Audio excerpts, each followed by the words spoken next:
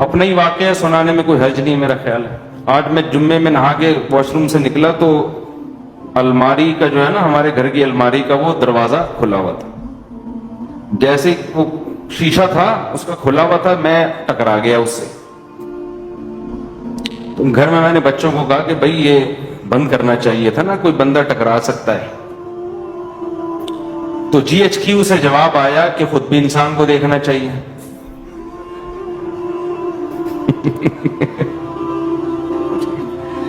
मैंने घर में बच्चों से कहा कि भाई देखो, बंदा वॉशरूम से निकलता है, सामने अलमारी है, अगर उसका वो शीशे का एक खुला होगा तो कोई भी टकरा सकता है ना। तो GHQ आपको पता है, आर्मी किसी के सामने झुकती और दबती नहीं। तो GHQ से फौरन रिप्लाई आया कि इंसान को खुद भी देखना चाहिए।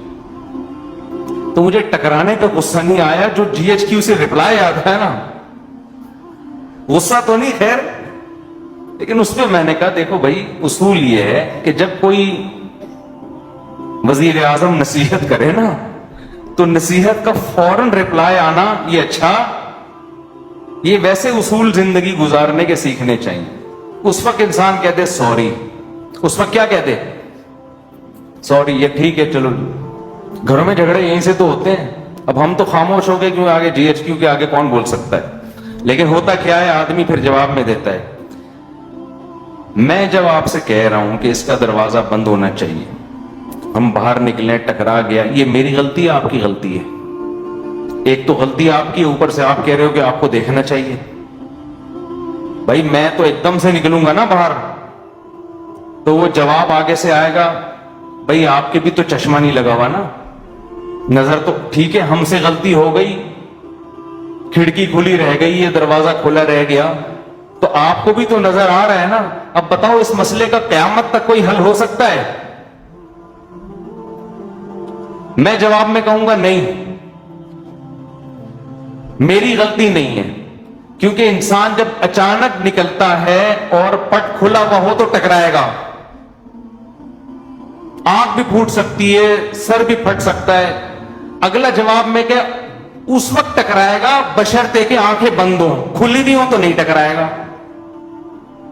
घरों में झगड़े यहीं से शुरू होते हैं, फिर जो लड़ाइयां होती हैं, फिर आगे अबे तू सुनती नहीं है, एक तो मैं नसीहत कर रहा हूं और फिर ऊपर से जवाब दे रही है, फिर ये वो, फिर जनाब साले आ गए हो, ये तो तुम थे जब से शादी हुई हम पछता रहे हैं यार, तुम्हारा तो कभी सर टकरा रहा है, कभी तुम्हारे पांव टकरा रहे हैं, कभी तुम्हारे घुटने टकरा रहे हैं, कभी तुम फिसल रहे हो, तुम्हारा तो काम ही है, तुम तो अंधे हो, तुम तो बहरे हो, तुम तो काणे हो, तुम तो लुंजे हो, तुम तो टंडे हो। दामाद को जो ना माजूर बना के ला के नसीहत सुनती नहीं है। तो उसका तरीका ये होता है कि GHQ से जब कोई रिप्लाई आए, फौरन क्या कर लो, खामोश, अच्छा सॉरी, हमारी गलती है। किसकी गलती है भाई? हम टकराए, किसी गलती, हम चुप हो गए। बाद में मैंने कहा यार थोड़ा सा समझा देना चाहिए, समझा दिया, सुन लिया उन्होंने कि भाई जब भी कोई नसीहत करे ना, फौरन आगे से जवाब। उसूल है ये, जिंदगी गुजारने का उसूल है। कोई बड़ा भी जब समझा रहा हो बेटे को, बेटा यूं, बेटा आगे से जवाब न देना शुरू कर दे, नहीं असल में एक्चुअली, अब भाई तू सुन ले चुप करके थोड़ी देर, तेरा बाप है वो कौन है?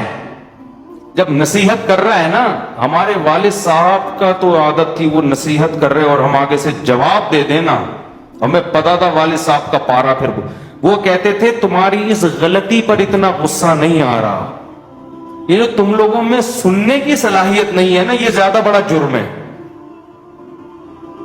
ये ज्यादा बड़ा जुर्म है। देखो जो आदमी सुनता नहीं है ना, उसमें तकब्बुर होता है, वो समझते मैं गलत हो ही नहीं सकता।